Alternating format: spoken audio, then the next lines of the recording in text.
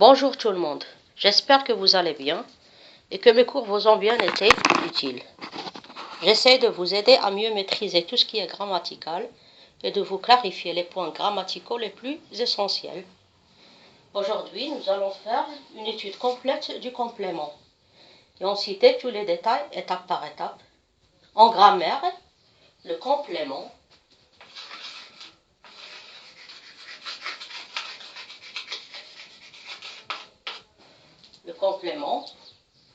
est un mot ou groupe de mots qui s'ajoute à un autre mot pour en compléter le sens. Commençons par le cas le plus simple. Il s'agit du complément d'objet.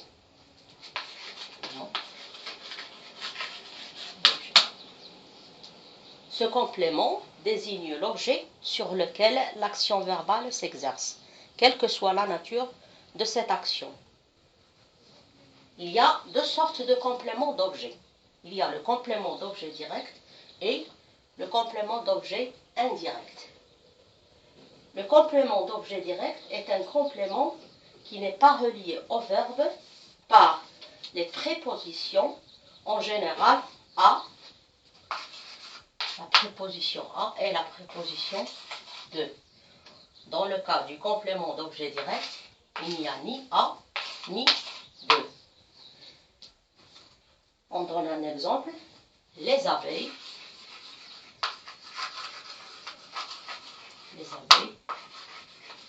produisent le miel. On a les abeilles, c'est le sujet pluriel. Produisent, c'est le verbe produire au présent.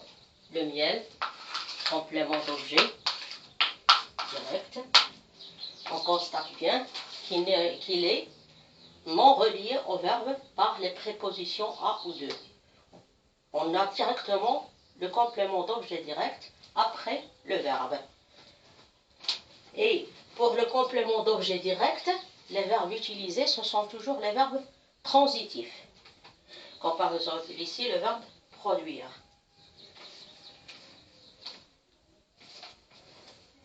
Il raconte une histoire. Il écrit une lettre. Ce sont tous des cas où le complément d'objet est un complément d'objet direct. Pour mieux le reconnaître, on pose la question: que produisent les abeilles? Les abeilles produisent le miel. C'est l'objet sur lequel l'action verbale s'exerce. On constate bien que les abeilles produisent quoi? Le miel. Que produisent les abeilles? Le miel. Ou encore une autre façon pour reconnaître le complément d'objet direct, nous avons ici la voix active. Les abeilles produisent le miel.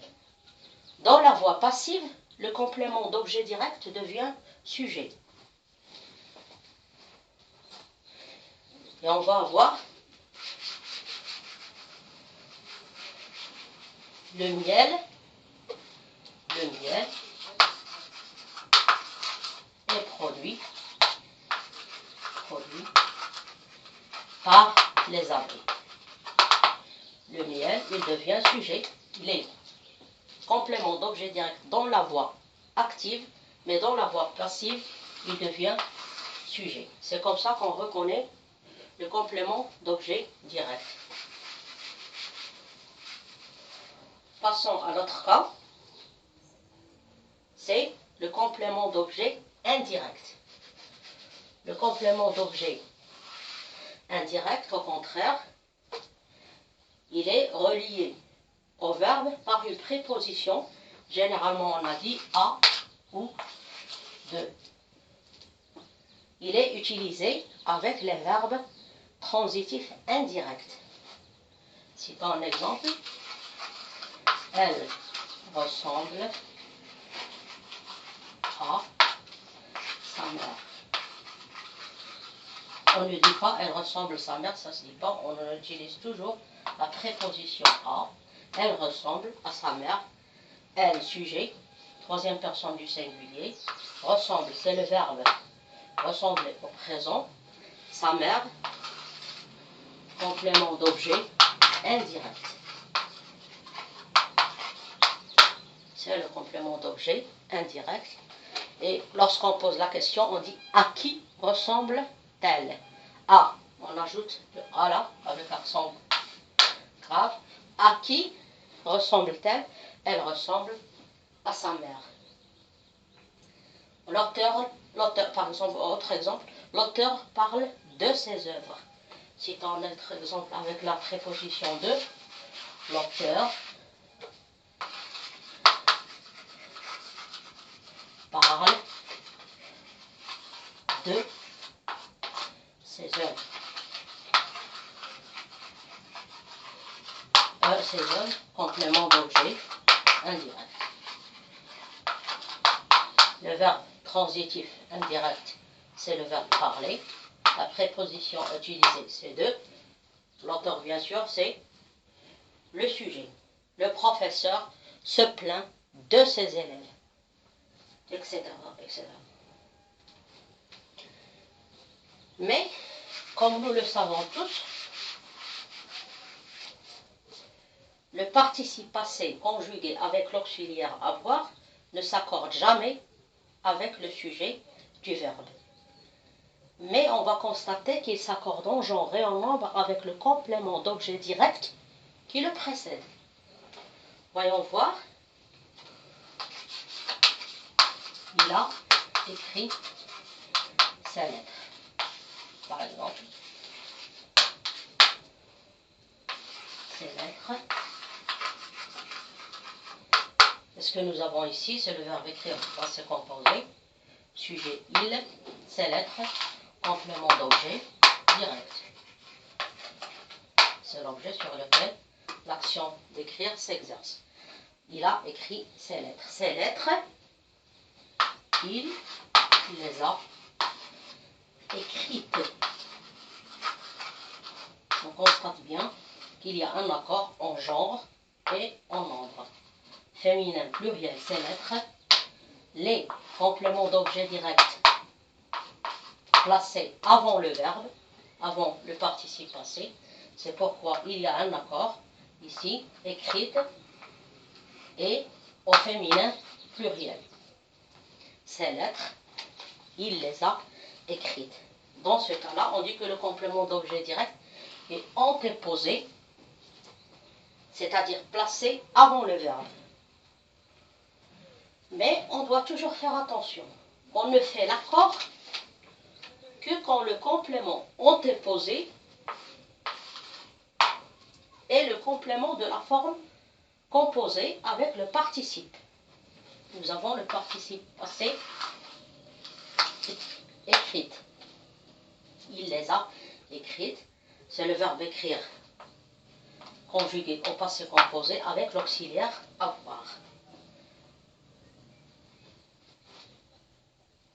La lettre, pour mieux vous expliquer, que, autre façon de voir les choses, que j'ai écrite. La lettre que j'ai écrite, que c'est le complément, c'est un pronom qui représente le complément d'objet direct. La lettre que j'ai écrite, il y a accord en genre et en nombre, que représente la lettre, et écrite, participe passé, qui est en accord en genre et en nombre avec le mot lettre. C'est le féminin singulier que j'ai écrite. Mais on ne fait pas l'accord quand le complément antéposé est le complément de l'infinitif. Ça, il faut bien le retenir. Nous voyons bien qu'ici, il y a toujours accord lorsque le complément d'objet direct est placé avant le participe passé. Mais lorsque le complément d'objet direct est un complément de l'infinitif, dans ce cas-là, il n'y a aucun accord, ni en genre, ni en nombre. Pour mieux comprendre, on donne un exemple. les enfants que j'ai, parce qu'on peut laisser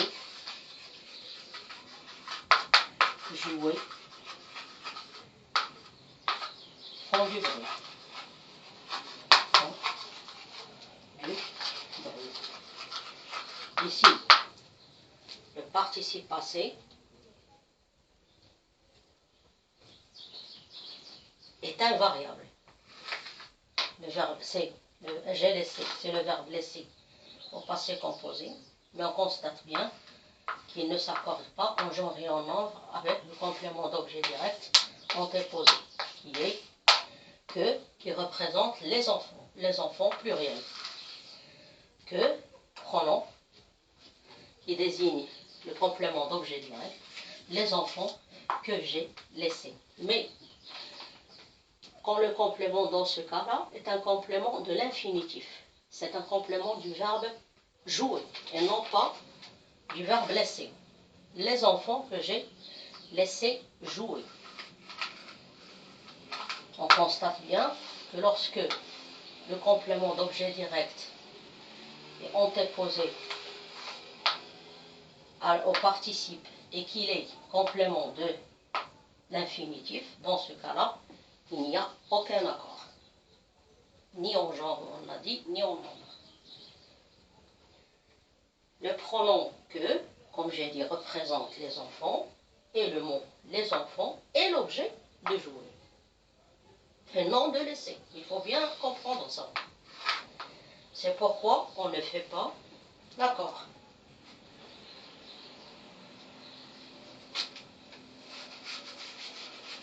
Maintenant, passons à ce qu'on appelle le complément. Tout ce qu'on vient de voir nous explique comment utiliser le complément d'objet direct du verbe. Nous avons vu le complément d'objet direct et indirect du verbe. Maintenant, on va parler d'un cas particulier. Il s'agit du complément d'objet du gérondif. Le gérondif, prenons un verbe par exemple, parler. Juste une explication rapide. Parler, son gérondif c'est en parlant. Le gérondif, c'est lorsqu'on ajoute en, en et ant à la fin du verbe. En parlant, en dansant, en jouant, en regardant la télé, etc. C'est-à-dire, c'est ce qu'on appelle le gérondif du verbe parler. Lorsqu'il s'agit du complément d'objet du gérondif, qu'est-ce qu'on a? Donnons un exemple. En dessinant des tableaux,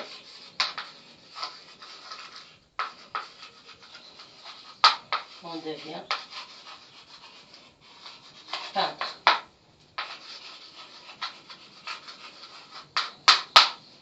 En dessinant des tableaux, on devient peintre. En dessinant, c'est le gérondif du verbe dessiner. Des tableaux, complément d'objet direct. Du gérondif en dessinant. En dessinant des tableaux, on devient. L'autre cas, toujours pour vous expliquer. En parlant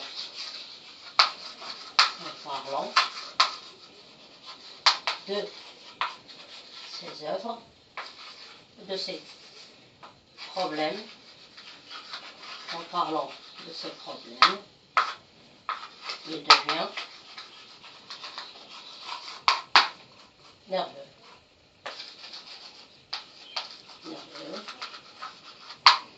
En parlant, c'est le gérondif du verbe parler. De ses problèmes, on constate bien la préposition de, donc il s'agit du complément d'objet indirect. En parlant de ses problèmes, il devient nerveux. En allant à l'école, il achète un livre. C'est tout pour le complément d'objet. La prochaine fois, nous allons parler du complément circonstanciel et de ses différents grands. À bientôt.